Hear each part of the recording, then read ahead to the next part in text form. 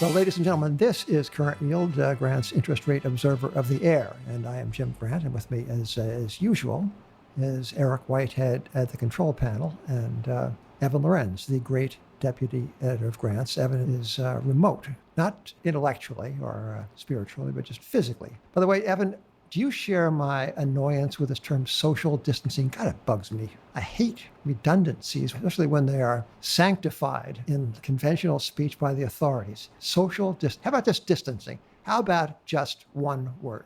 No? All right, little peeve. So we are back from vacation, and I have a feeling that, ladies and gentlemen, you're going to be surprised when you hear where we went. Now, Evan, I think, Evan, you did not go far, correct? No, I stayed within scenic Brooklyn. Okay. And I, for my part, with the family, we went to Bethany Beach, Delaware. We saw the children, the grandchildren, and spouses, all manner of people. It's a cast of thousands. And then Patricia and I spent much of that time also in upstate New York, where we have a house. And it leaves Eric. And Eric, as you know, is our adventure traveler. And wouldn't you know, I thought he was going to Portland, Evan, but you know where he went instead? He couldn't get tickets to Portland. You know where he went? He went to Beirut with a whole family. In-laws, nephews, nieces. I mean, it must have been quite a caravan, no, Eric? Yes. Yeah. Well, I think it was probably worth it, though, right? We had a great time, yes. All right. So we are back today. And I don't know, Evan, it was such a strange time when we were gone. Here we have the issue of Grant's dated last week. And we say here that between August 5th and 28th, the gross debt of the United States rose by $132.6 billion. That was during our vacation. But for perspective, we say the two-day accretion in the equity market cap of Apple Inc. following the July 3rd announcement of the iPhone maker's 4-for-1 stock split totaled $214.8 billion. So there's your fundamentals in action. But to clarify the whole notion of fundamental analysis of value investing, we have with us today one of I would say, the most imaginative and thoughtful of members of the value tribe, and he is Andrew McDermott. And Andrew is a principal of Mission Value Partners, LLC, out in Sonoma, California. And John Buford is with him, side by side. Jazz is John Buford's idea of a good time, and buying low and selling high is Andrew's. Not to say that John doesn't mind buying low and selling high, but I think if you were with us, Andrew, he might spend a few minutes telling us in somewhat rhapsodic terms about the fabulous voice and affect of Veronica Swift, no?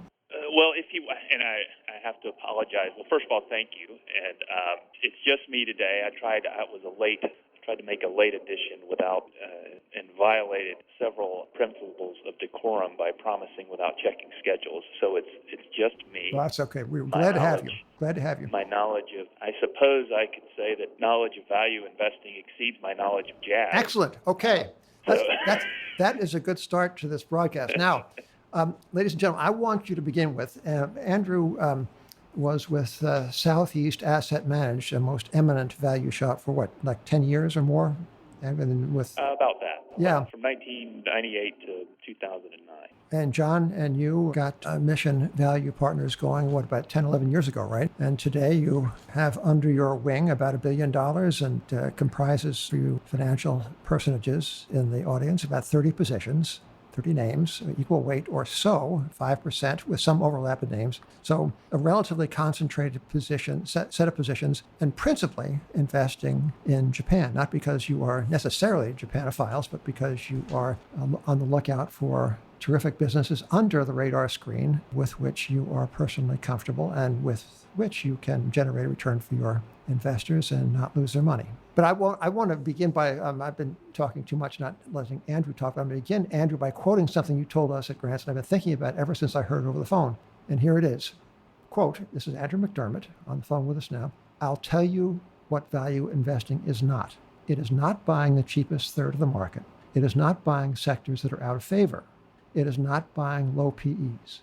All those things may well end up being characteristics of value portfolios. But the people that I respect that have been most effective have been guys like Nomad Investments. These are ex-Marathon guys, or Buffett himself. Benjamin Graham, he didn't know Benjamin, I think. Andrew didn't. But anyway, all these people that he had mentioned did not let value investing define them. They defined it themselves. So Andrew McDermott, tell us what value investing is.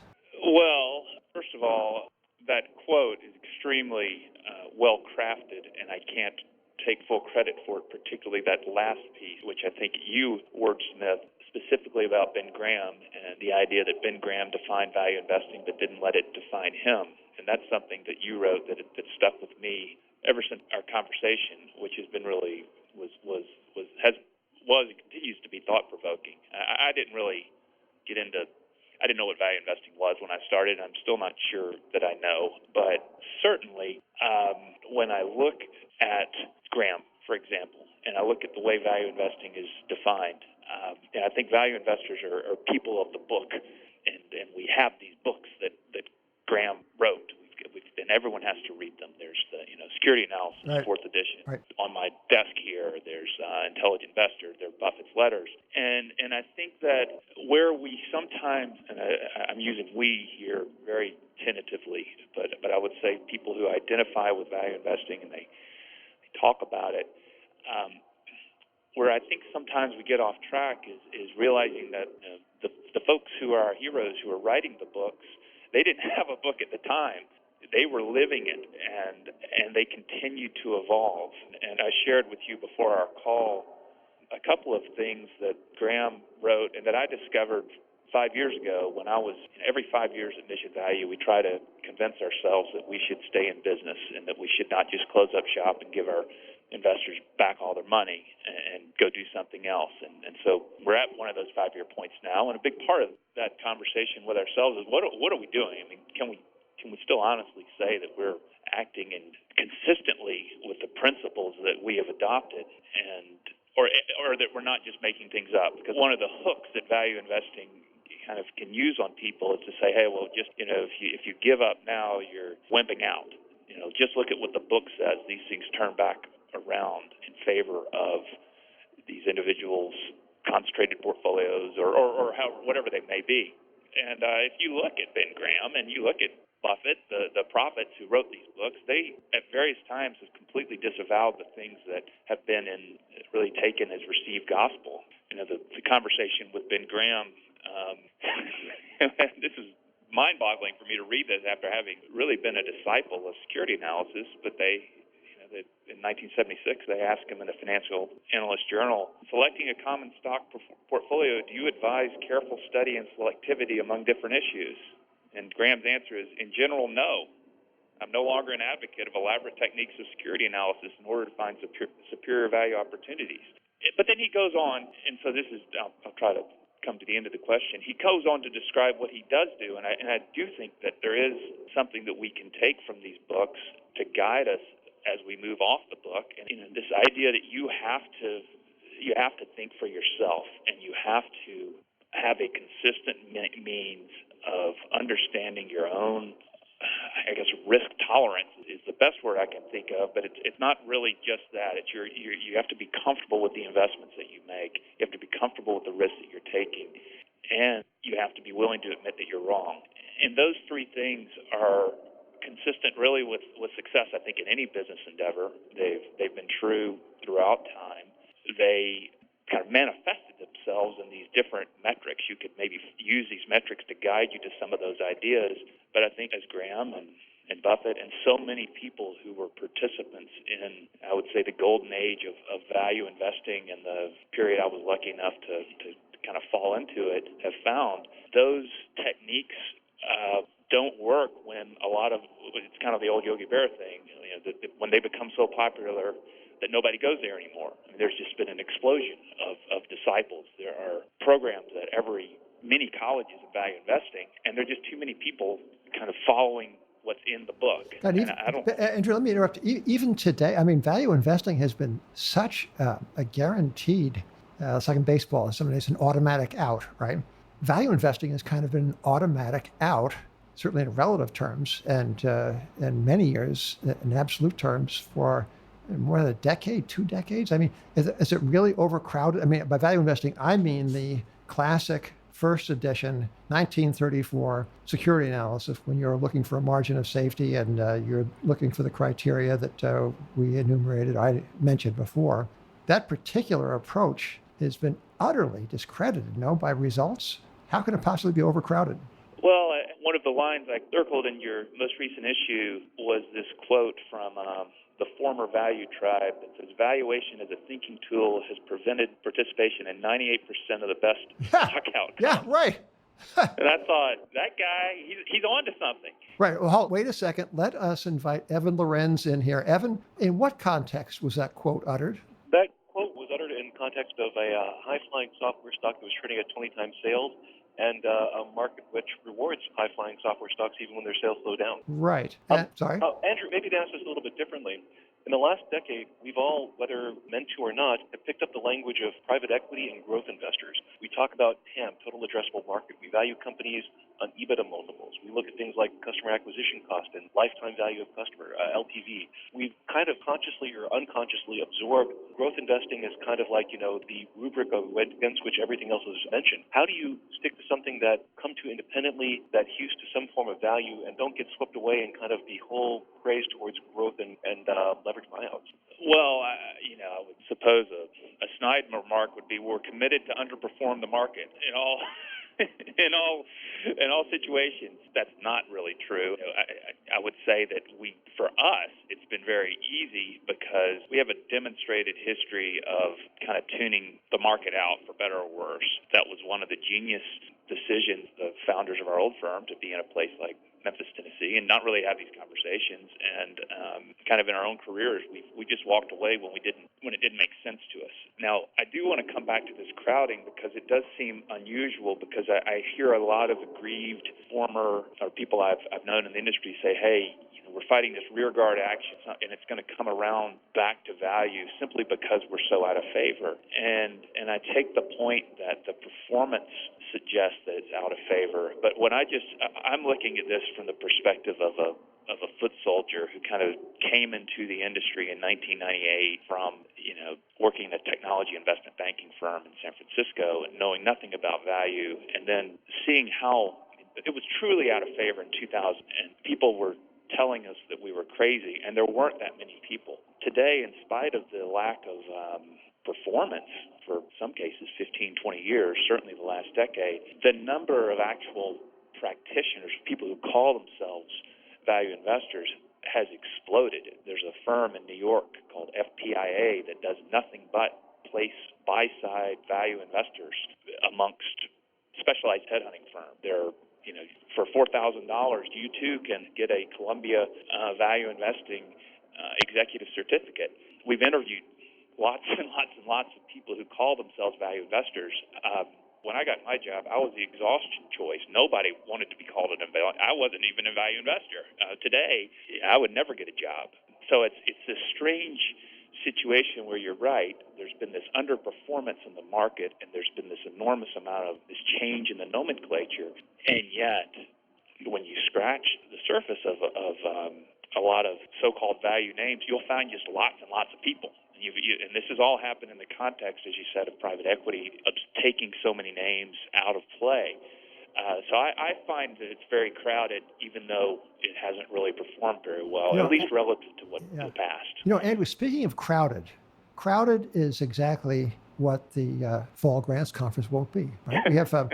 It was great news today.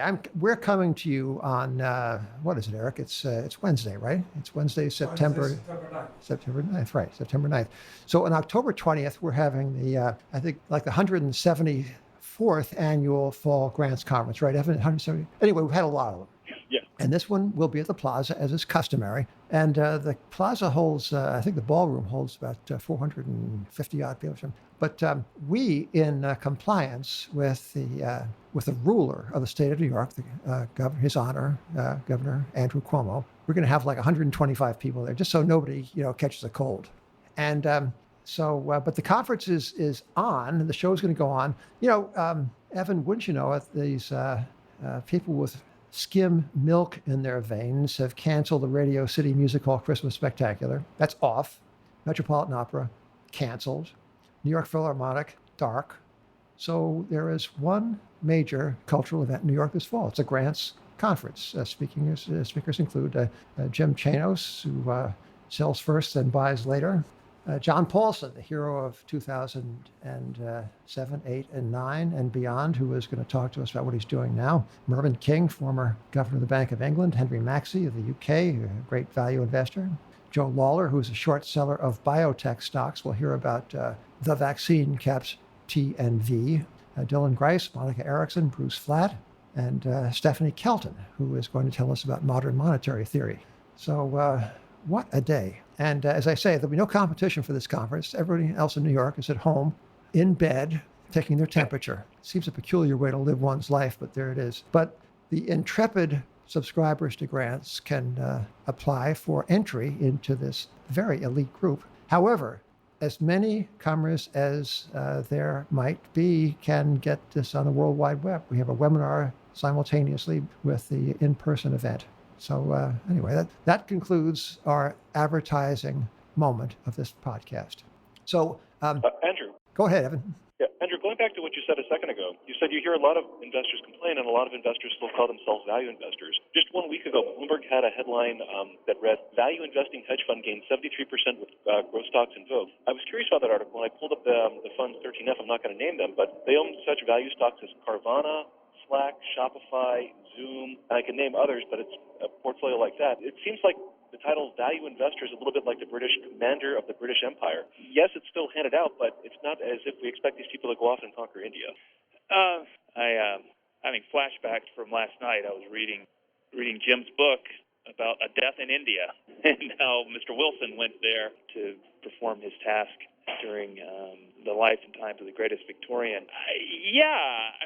This idea of value investing, it's kind of a recent term, and I think it's become really a marketing term. Okay. Hey, let's get down to cases, though. Enough of this definitional essay. We're gone. I want to ask Andrew about some extraordinary facts about Japan and see if they're actually true, because Andrew has attested to them. But no matter how long I consider these things, they still seem implausible. For example, okay, Andrew, you'll tell us whether this still holds or whether we misunderstood. There used to be 7,500 stocks in this country, in the U.S. True, right? And there used to be 3,500 in Japan. And here is the stunner. Today, there are fewer stocks in the U.S. than there are in Japan. Now, is that true? Well, it is broadly true. I think the last numbers I've seen are it's very close. Okay. Something like 3,500 in Japan and 32 in the U.S. Okay. That's close enough for government work. Okay, so yes. that is one astonishing, to me at least, fact. Now, here's another one. In the past 10 years, earnings of the Topix index, which is a broad index of Japanese equities, on an unadjusted, not earnings per share basis, but kind of simple EBIT, earnings before interest and taxes. This is not flattered by share buybacks, just flat old EBIT. Japan has outgrown the United States. True? True. These things are actually not discussed in polite Wall Street company. They seem too radical and too implausible. Here's another one, that Japan is essentially an inward-looking country. It ever has, despite Admiral Perry. It's a navel-gazing place, and there are no foreigners and no tourists. And so 10 years ago, or when you started doing business in Japan, there's like 1 million people came a year, nothing. But last year, Andrew McDermott, 25 million tourists came through Japan. Is that true? I would extend the time period. I would say that it was when I first went to Japan, which is about 25 years ago. There were fewer than 1 million tourists, but the government's goal was kind of 20 and 20, and they've surpassed 20 million, right. and they through February. I was one of the last flights out of Japan. It was exploding, and there are a lot of reasons for that, but broadly, yes. Okay, so Japan is like a happening place, right? It is. To everyone outside of the investment management industry, Japan is probably the hottest ticket in the world right now, whether it's food, entertainment, travel, all right, that sort of thing. So also while we were away, I believe, Evan, I think this happened when we were on vacation, Berkshire Hathaway comes out and announces that they have taken a foothold in the Japanese equity market. They bought a half dozen, 1, 2, 3, 4, 5 of these old trading companies, which are basically conglomerates. Their names are familiar enough: Mitsubishi, Mitsui, Sumitomo, a couple of others. Now, Andrew, I understand that in the interests of propriety and taste, that we are not meant to explore too deeply into your portfolio, as wonderful as that portfolio is. But do comment, if you would please, on these familiar, old, legacy Japanese, trading company names, and whether they represent to you an opportunity as they seem to represent to Mr. Buffett. Maybe. We have the luxury of managing $1 billion, and we can own a lot of things that are smaller. Uh-huh. The characteristics that of those companies that have been most interesting to us, because over the last 15 years or so, they've moved from being strictly commodity or energy plays. And when I say their job was to go out and find raw materials, not just energy, but all sorts of things for manufacturers, and they've changed.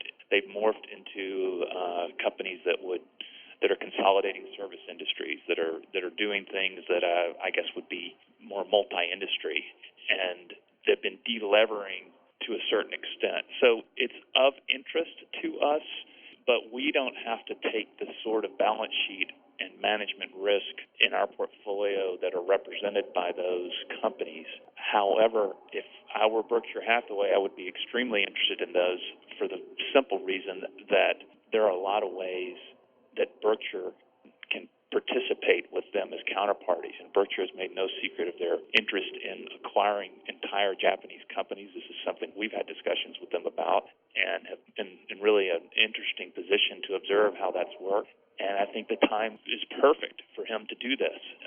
And then there's also the commodity angle that's still there and the currency angle. And all of these are somewhat consistent with getting out of the banks and into gold, as you mentioned in your latest issue. So we can see the appeal. It's certainly, again, back to our conversation on value investing, this is Warren Buffett going, or Berkshire Hathaway rather, going off book. They're not making a concentrated investment in something that is the best manager. On the contrary, it's almost like an insurance underwriting group or approach, where you underwrite a group and you say, I think this is generally good. There's not enough information to tell me which one's better than the other, but there are a lot of good things that can happen. Tell us this. What you run is not a Japan fund. It is a value fund as wide and big a tent as the word value is. It encompasses all sorts of things as we've been discussing. But you're not a Japan investor. You happen to be investing in Japan because your investigations, your analysis has led you there for a certain set of characteristics, corporate characteristics and valuation characteristics. In just a few minutes, would you mind telling us what those characteristics are? What is it about Japanese equities that draws you to this very, very still out of favor market? Well, maybe to frame that, I'll mention the last non-Japanese stock that we owned, which was Apple, which we sold a couple of years ago. What? So I know. Can you believe it? Now, why'd you sell it? Well, we sold it because we felt like when we bought it, it was trading at a single-digit earnings multiple net of significant net cash. And the market concerned that it wasn't going to grow anymore, and we didn't care. We felt like, and this is, I think, is going to answer the question about our Japanese portfolio as well. We didn't think we were taking any balance sheet risk, and we felt like even if it didn't grow, we were going to get high single-digit, maybe low double-digit real return as if we owned the whole company. There's our cash coupon coming back to us at a 10 times PE net of cash would be more than what we think we need in exchange for risking our capital. And then we thought maybe some good things could happen. They had the services business that was more important day by day, and there's nothing really radical about our analysis. A lot of people, including Warren Buffett, saw it. Now, when we sold it, we thought, well, gosh, it's gone from single-digit PE to nearly 20 times earnings. We've had the tax situation, which was the overseas tax ruling was in doubt. We assumed that they were going to be fully taxed on the overseas cash holdings. It turned out that they got a much better deal. And their dependence on China was large enough to concern us at that higher multiple. And then we thought it's going to be hard for them to grow their earnings very much from here. And all of those fundamental analyses have been exactly on point. The only problem is I think the stock's tripled or something since we sold it. I don't know. So you're a value martyr too. But what I guess what, back to your point, Evan, and yours also, Jim, we are not in Japan just because out of stubbornness. We'll go anywhere that we can find these characteristics, and those are, I think, neatly summarize what we just talked about: a balance sheet that doesn't scare us, a business we can understand, and a cash flow stream that, if nothing changed, that we don't have to have reversion to the mean. We don't have to have something wonderful happen to give us this high single-digit real return. And we've been able to find that over the last 10 years in lots of places outside of Japan. When John and I first started talking about this, our collective personal portfolio, I had about 20 Japanese stocks that I thought were interesting, and John had about 20 non-Japanese stocks that he had really started assembling in 2008, 2009, after completely leaving the industry in 2005 and going to 100% cash. So we had all sorts of companies. Dr. Pepper is something that we owned at one time, and Pepsi, and we briefly owned Viacom, made a mistake on that one and recognized it, but we owned Google and Intel at different times. So we've been able to find those types of companies that share these characteristics. Right now, the only place we find those are in Japan. Okay, I got one more question for you, Andrew, and Evan's going to weigh on this one too, because he has done a lot more studying of SoftBank than I do. But Japan has, for want of a better and a more original phrase in corporate culture, Japan has somehow produce the characteristics that you so neatly describe, right? But and very much unlike the characteristics that one associated with Japan in the bad old days of the bubble years of the late 1980s. But simultaneously, we have this corporate disease vector called SoftBank, which is just it's kind of a, what do you think, Evan? It's like a composite of Japan in 1989, in America in, I don't know, February of 2000, right? It's just, it's somehow, is it representative of the Japanese in some way that your companies are not, or is it just an alien culture-wise? Well, or do you own it? I call it a disease no. vector, and by fraud, it's your biggest position. No, it's not. Okay. We don't. I don't want to be.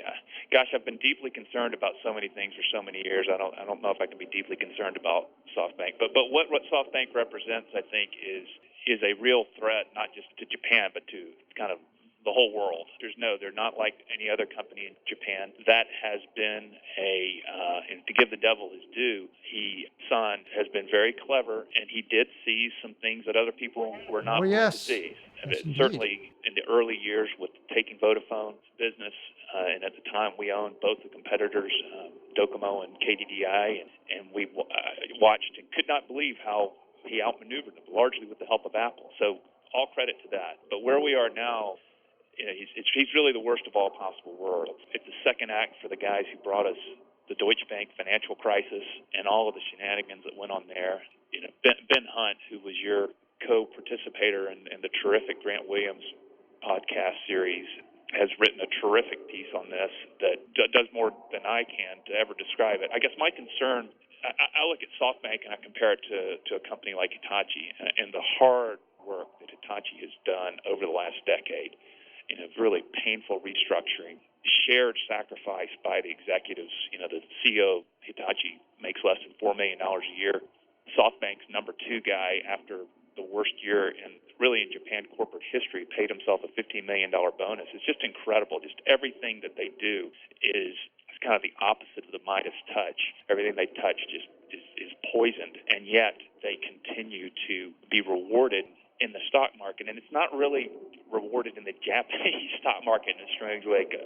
SoftBank's one of the few Japanese companies that's in the okay to own bucket for non-Japanese Evan, investors. what was that quote again from SoftBank as Services Bull? Read this thing again to us before we sign off. Valuation as a thinking tool has prevented participation in 98% of the best stock outcomes. Fool me once, shame on you. Fool me twice, shame on me. And we've certainly done that with valuation. All right, Andrew McDermott, thank you for being here. Thank you, guys. And Evan and Eric, it's been what fun. And the next time that you're on, Andrew, we're going to solve this business about, about buying low and selling high. It's still a bit of a mystery to me, but we'll figure it out. You and me both.